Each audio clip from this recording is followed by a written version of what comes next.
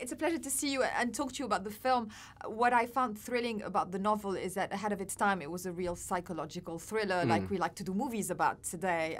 Is that what you found most appealing about adapting it? Yeah, I mean, for me, first of all, working with Roger and because I think he was the one who auditioned me, and I think the minute I knew that he was behind this and he'd adapted it from the novel, that was a draw. But yeah, the second I kind of delved into the script and explored that world in my head and kind of got lost in the De Maurier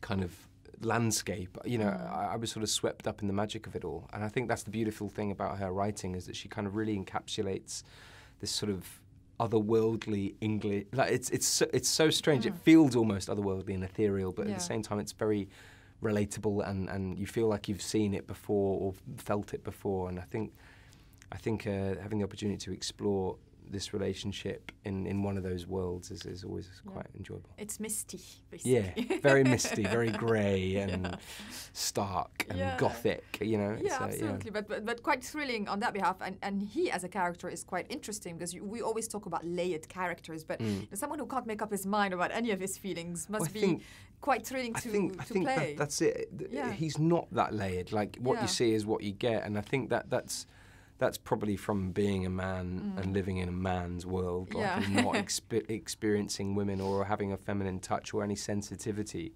It's just, this is what I want, I will get it, And I think that was what was quite enjoyable, because so often people want to play three-dimensional characters, but actually playing two-dimensional is quite enjoyable too. Yeah, no, absolutely. What I meant about layered is that he keeps constantly changing his mind about his feelings, because he's a boy and a man at the same time, and so he's very motivated by his impulses. See, whether you say that he changes his mind, but I think she changes his mind. Like, I think it's the manipulation of or the mystery of the female, being Impact. that is completely confusing to a man. And every man, I think, that has ever been in love with a woman or had to challenge themselves to kind of getting to know a woman will understand that there is confusion a lot of times, and there's always a surprise, and there's always like, wait, does she want me to come around? Does she not want me to? She doesn't want flowers, but she does want flowers. But you have to, you're constantly second guessing everything that's said. And I think it was quite enjoyable exploring that as a 24, 25-year-old man, being a 14-year-old man in love for the first time. You know what I mean? It's that kind of, it was a unique way of telling that same sort of love story. Yeah, absolutely. I mean, it's quite current, because I'm sure men and women go through the same kind of innuendos. These days. I mean, it's all day, every day. Yeah, that's true. Tell us about Rachel. I mean, she's a wonderful actress. She's very sweet, but she's great in that one as to being very hard to read. Yeah. Was she very much in character on set? I suppose not. Yeah. I mean, look, me and her only really had the opportunity to kind of get to know each other on set. So it's, in a sense, yes, she was in character, but she's not. She doesn't take her character home with her. But like, for me, like, what was incredibly amazing about working with her is that she's so generous as an actress, and so sort of giving and kind and respectful. But like, she pushed me as an actor.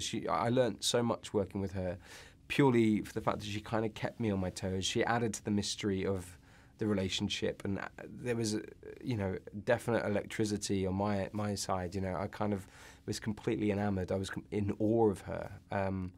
She has this sort of magic touch that she just sort of would playfully kind of keep things free, and I think that it's quite admirable. It was just amazing to witness.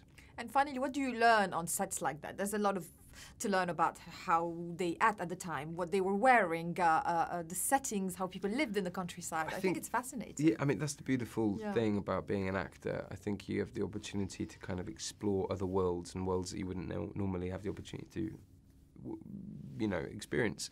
For me, the 1800s was not something I kind of ever really delved into before. But like, I mean, the set design, the costumes, the hair and makeup, the horses, the second you kind of hold a scythe in your hand, you immediately feel like you're in a different world. And I think that was what a lot of my time and focus were spent on in the preparation and the process, I kind of really felt like I needed to understand what it was like to be a labourer, to work on the land and to live on the land, and so it's always exciting to open a new door,